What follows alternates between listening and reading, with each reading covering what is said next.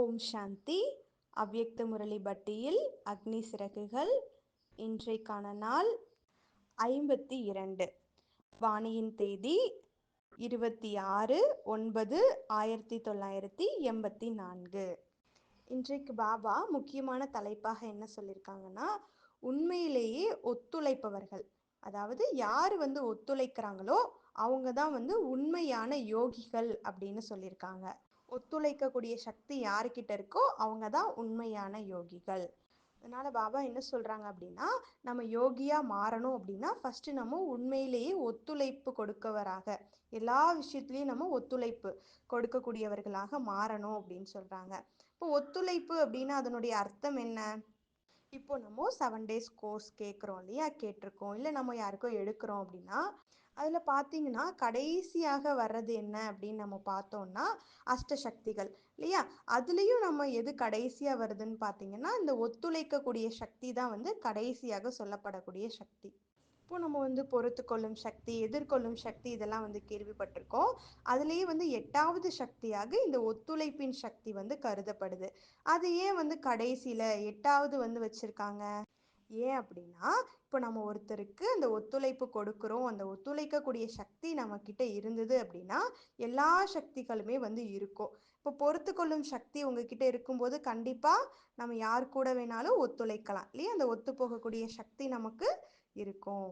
நீங்க யார் கூடயும் ஒத்துழைக்கும் போது எதிர்கொள்ளக்கூடிய சக்திகளும் இருக்கும். அதனால எந்த சூழ்நிலையிலும் நம்ம பின்வாங்க மாட்டோம். அந்த ஒத்துழைக்க சக்தி நமக்கு இருக்கும் இல்லையா. இப்போ உங்களுக்கு ஒத்துழைக்கக்கூடிய சக்தி இருக்காது. எப்போ அப்படின்னா பார்த்தீங்கன்னா, நீங்கள் கூட்டத்தில் இருக்கும்போது உங்களுக்கு பொறுத்து கொள்ளக்கூடிய சக்தி இல்லை அப்படின்னா கண்டிப்பாக ஒத்துழைக்கக்கூடிய சக்தி வராது. ஏன்னா அந்த கூட்டத்திற்கு எந்த சூழ்நிலையிலையும் நம்ம சேவையில் ஈடுபடுறப்போலாம் அந்த நேரத்தில் நம்ம ஒத்துழைக்கணும் இல்லையா. அதற்காக இப்போ ஒத்துழைப்பு என்பது பல்வேறு வகையான சம்ஸ்காரங்களின் தொடர்புக்கு வர வேண்டியிருக்கும். அந்த நேரத்தில் நம்ம ஒத்துழைக்கணும். ஒருவரோட மற்றவங்களோட என்ன பண்ணணும், ஒத்துழைக்க முடியாது அப்படின்னா அந்த நபருக்கு என்ன ஆகும், அந்த ஒத்துழைக்காம இருக்காங்க இல்லையா, அவங்க மேல ஒரு விதமான எதிர்மறை உணர்வுகள் இருக்கும். இப்போ எதிர்மறை உணர்வுகள் இருக்கிறதாக அர்த்தம். அதனால அவங்க என்ன பண்ண முடியாது, ஒத்துழைக்க முடியாது அப்படின்னு சொல்லிடுவாங்க. இப்போ நம்ம ஏதாவது ஒரு சேவைக்காக வரும் பொழுது இல்லை ஏதோ ஒரு கூட்டத்திற்கு வர்றதுக்கு முன்னாடி நமக்கு அந்த ஒத்துழைக்கக்கூடிய சக்திக்கு முன்னாடி எல்லா சக்திகளும் நமக்குள்ள நிரம்பி இருக்கணும். உங்க மனசுல ஏதாவது எதிர்மறையான எண்ணம் இருக்கு அப்படின்னா நீங்க யோகி அப்படின்னு உங்களை சொல்ல முடியாது. இப்போ யோகி என்றால் தனக்காக எதையுமே அவங்க செஞ்சுக்க மாட்டாங்க, உலகிற்கு நன்மை செய்பவர் என்று பொருள். யோகி என்றால் உலகத்திற்கு நன்மை செய்யக்கூடியவர் என்று பொருள். இப்போ உலகத்திற்கு யாரு நன்மை பண்ண முடியும்? இப்போ யாரு மற்றவங்க கிட்ட இருந்து நிறைய வாழ்த்துக்களை வாங்கியிருக்காங்க, அவங்க கிட்ட இருந்தும் மற்றவங்க கிட்ட இருந்தும் யாரு வாழ்த்துக்களை வாங்கியிருக்காங்களோ அவங்க தான் சொல்ல முடியும். இந்த முரளியில பாபா அந்த நேரத்துல சொல்லியிருந்தாரு, இப்போ கான்பூர்ல தங்கி இருந்தவங்க அங்க அப்போ ஒரு விபத்து ஏற்படுது. இப்போ என்ன ஆயிடுச்சு அப்படின்னா சென்டரை தீ வச்சிருக்காங்க. இப்போ முழு சென்டர்லயுமே அந்த தீ பரவிடுச்சு. அப்போ பாபா சொன்ன விஷயம் ரொம்ப நல்லா இருந்தது. இப்போ அந்த நேரத்துல தாதியினுடைய உடல்நிலை ரொம்ப நிலையானதாக இருந்துச்சு. அவங்க ரொம்ப வைராக்கியத்திலும் உற்சாகத்திலையும் இருந்தாங்க.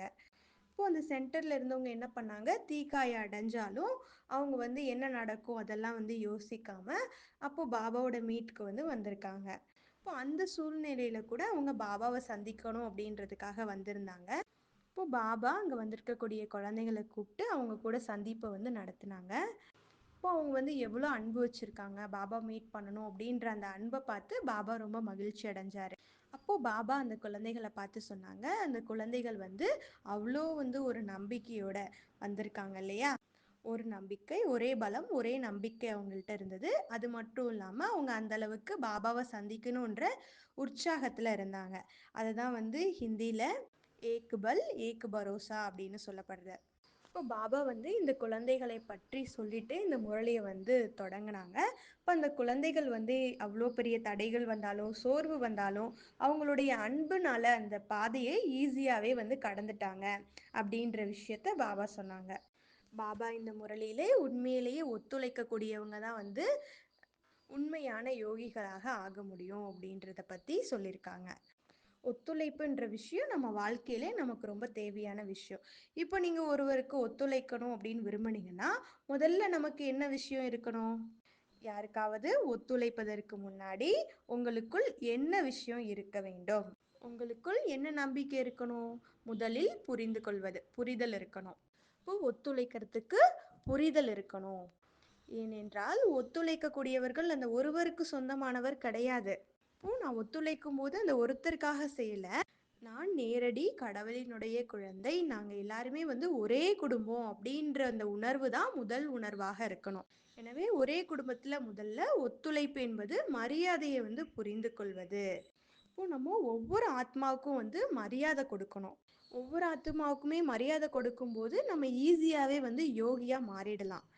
ஏன்னா ஒருவருக்கொருவர் அந்த உணர்ச்சிகளை புரிந்து மரியாதை கொடுக்கும்போது அது உண்மையாலுமே வந்து உங்களை பாபாவுக்கு அருகில வந்து கொண்டு போயிடும். ஏன்னா நீங்க வந்து இந்த குறிப்பிட்ட ஆத்மாவை மட்டும் நீங்க மதிக்கல. நீங்க யாரை மதிக்கிறீங்க? கடவுளால தேர்ந்தெடுக்கப்பட்ட அவருடைய தேர்வை நீங்க மதிக்கிறீங்க இல்லையா?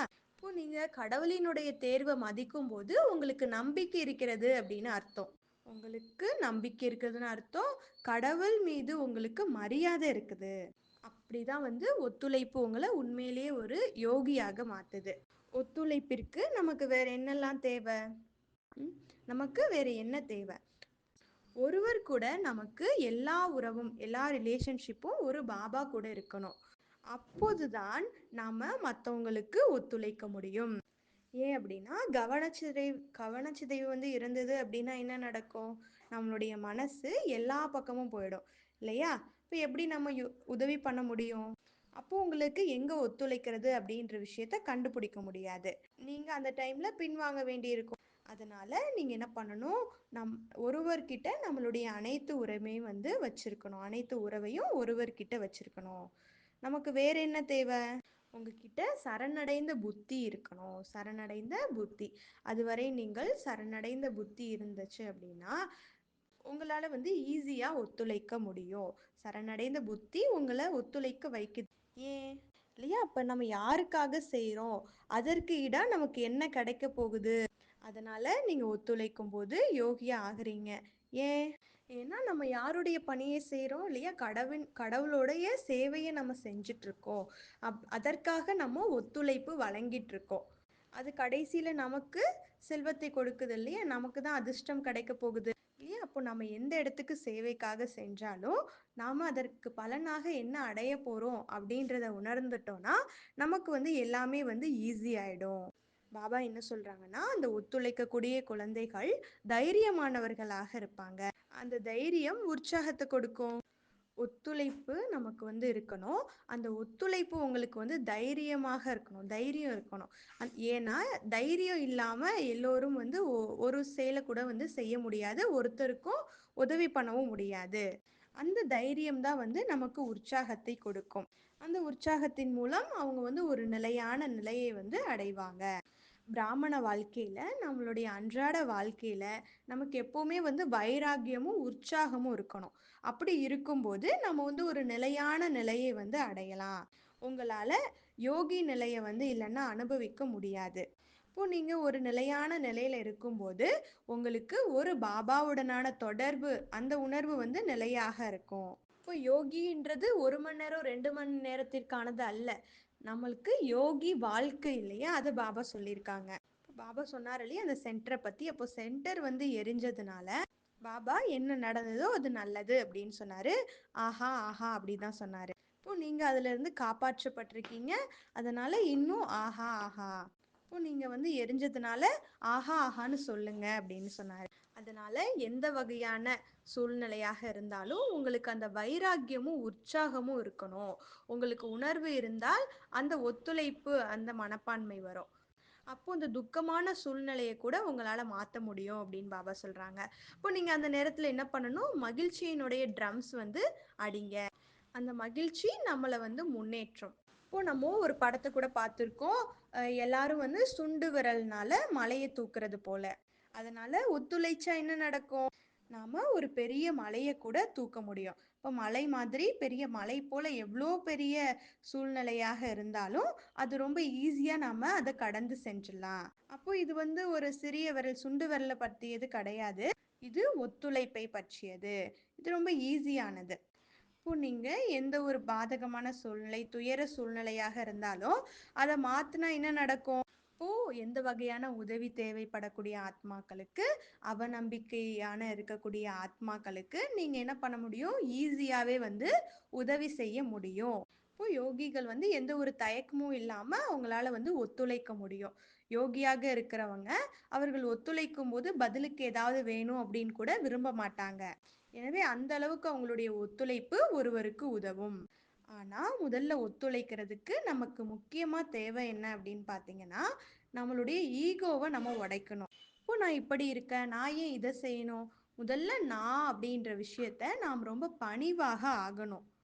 இப்போ நம்ம மிக உயர்ந்த பதவியில் இருந்தாலும் கூட நம்ம சின்னவங்களுக்கு உதவ முடியும். இப்போ நீங்கள் சிறியவர்களாக இருந்தாலும் கூட அதற்காக நாம் எதையும் செய்ய முடியும் அப்படின்ற தைரியம் நமக்கு இருக்கணும். எனவே எல்லா வேலையிலையும் நமக்கு ஒத்துழைப்பு வேணும். அதனால நம்ம கிட்ட இருக்கக்கூடிய அந்த ஈகோவை நம்ம முதல்ல உடைக்கணும். நம்மளுடைய ஆளுமையில நம்மளுடைய குணத்துல வேற என்ன தேவை?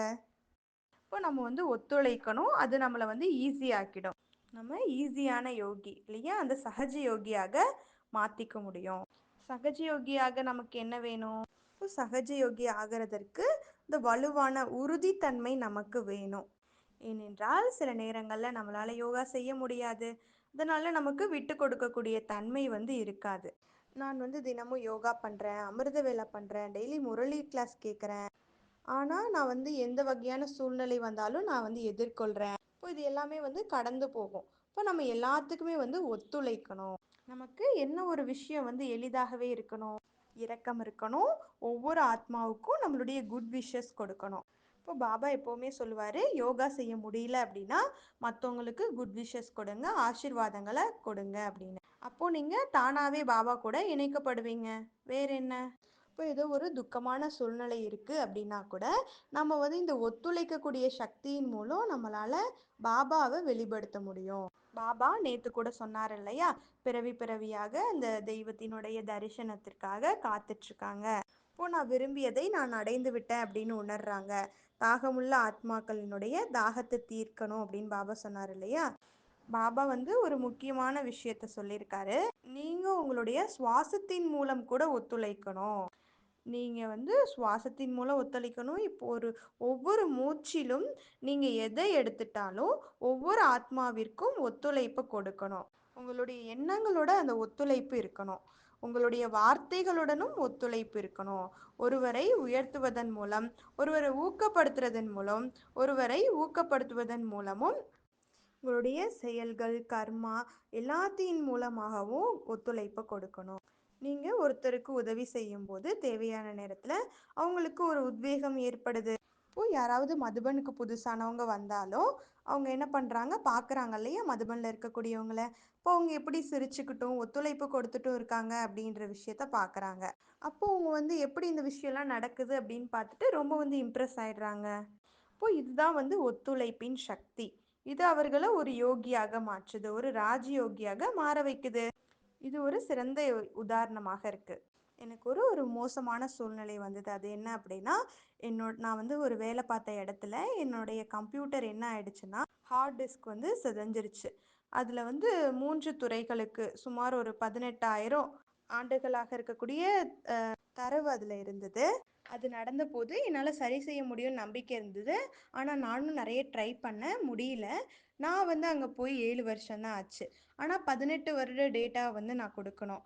அப்போது அங்கே இருக்கக்கூடியவங்க என்ன சொன்னாங்கன்னா, நீங்கள் வந்து அட்லீஸ்ட் வந்து 5ஆவது நீங்கள் பண்ணணும், 5 வருட டேட்டாவாவது நீங்கள் தரணும் அப்படின்னு சொன்னாங்க. உங்ககிட்ட இல்லைன்னா நீங்கள் எப்படி பதில் சொல்வீங்க அப்படின்னு கேட்டாங்க. அப்போ நான் பாபா கிட்ட சொன்னேன். இப்போ பாபாட்ட நான் என்ன சொன்னேன்னா, பாபா இது உங்களோட வேலை, இப்போ நீங்கள் இதை பார்த்துக்கோங்க, இதுக்கு நான் பொறுப்பு இல்லை. இப்போ பாபாட்ட சொன்னதுக்கப்புறம், ஏன்னா அது என்னுடைய தப்பு இல்லை, அதனால நான் பாபா கிட்ட அப்படி சொன்னேன். அதுக்கப்புறம் அமிர்த வேலா முடிச்சுட்டு அன்னைக்கு ஈவினிங் அது வந்து சரியாயிடும் அப்படின்னு எனக்கு தெரியும். ஆனால் சரியாகல. என்ன ஆயிடுச்சு அப்படின்னு பார்த்தீங்கன்னா, எல்லா சிஸ்டமுமே வந்து அந்த மாதிரி ஆயிடுச்சு. இப்போ எல்லா சிஸ்டத்துலேயுமே வந்து அப்டேட் ஆயிடுச்சு. இப்போ புதிய டேட்டா வந்து அப்புறம் உருவாக்க வேண்டியிருந்தது. இப்போ பாபா இந்த முரளியில் கூட என்ன சொன்னார், இப்போ சென்ட்ரு எரிஞ்சிருச்சா, அப்போ உங்களுக்கு புதிய சென்ட்ரு கிடைக்க போகுது. இப்போ அதே மாதிரி எந்த ஒரு துயரமான சூழ்நிலைகள், கஷ்டமான சூழ்நிலையும் வந்தாலும் நீங்கள் கவலைப்பட வேண்டாம். ஏதாவது நடந்துச்சுன்னா, மோசமாக ஏதாவது நடந்ததுன்னா, இல்லை தொலைஞ்சு போனாலும் நீங்கள் வந்து புதியதை வாங்க போறீங்க. அதனால தான் பாபா சொல்லியிருக்காரு, நத்திங் நியூ, புதுசு எதுவும் கிடையாது. எது நடந்ததோ அதுவும் வந்து புதுசு கிடையாது. என்ன நடக்குது அதுவும் புதுசு கிடையாது. அதனால பாபா சொன்ன இந்த முரளியை நம்ம ஞாபகம் வச்சுக்கும் போது, இந்த உற்சாகம் நமக்கு இருக்கும்போது, நம்ம எப்படிப்பட்ட சூழ்நிலை வந்தாலும் ஈஸியாக சமாளிக்க முடியும். இந்த மாதிரியான சூழ்நிலையை உங்களால சமாளிக்க முடியலன்னா, நீங்க உங்களுடைய நிலை வந்து நிலையானதாக இல்லை. பாபா ஒரு உதாரணம் கூட சொல்லியிருக்காங்க. ஒரு சிலை இருக்கு, அது வந்து சரியில்லை, அதாவது சேதம் அடைஞ்ச சிலையாக இருக்கு. இப்போ சேதம் அடைஞ்ச பொருள் இன்னும் வந்து சேதம் அடைய போறது கிடையாது. இங்கே அதே போல தான், நிலையான யோகியாக இல்லை, தொடர்ந்து வந்து அவங்க ஒத்துழைக்க மாட்டேங்கிறாங்க அப்படின்னா, நிலையான நிலையில இல்லை அப்படின்னா அவங்களால எதுவுமே செய்ய முடியாது. இப்போ நம்ம வந்து ஒத்துழைப்புக்கு நம்ம ஒத்துழைக்கணும். அப்போ நம்ம செய்ய வேண்டியது என்ன அப்படின்னா, முன்னாடி சொன்னது மாதிரியே நம்ம ஒற்றுமை உணர்வோடு இருக்கணும்.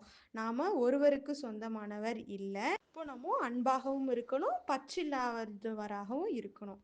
இப்போ இவர்கள் என்னுடைய குடும்பம், என்னுடைய நண்பர்கள், என்னுடைய மக்கள் அப்படின்ட்டு நம்மளை நம்மளே வந்து கட்டுப்படுத்திக்கணும்.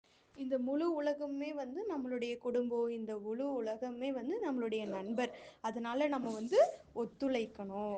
ஏன் அப்படின்னா, ஒரு யோகிக்கு எந்த எதிரியுமே வந்து இருக்க முடியாது, எந்த நண்பரும் இல்லை என்று நாம் எப்போதும் கேள்விப்பட்டிருக்கோம். இப்போ பாபா இந்த முரளியில் சொல்லியிருக்காங்க, நீங்கள் எல்லாத்துக்கும் வந்து கொடுப்பவர்களாக இருக்கணும். மாஸ்டர் ஆசீர்வாதங்களை கொடுப்பவர்களாக, மாஸ்டர் கடலாக இருக்கணும்.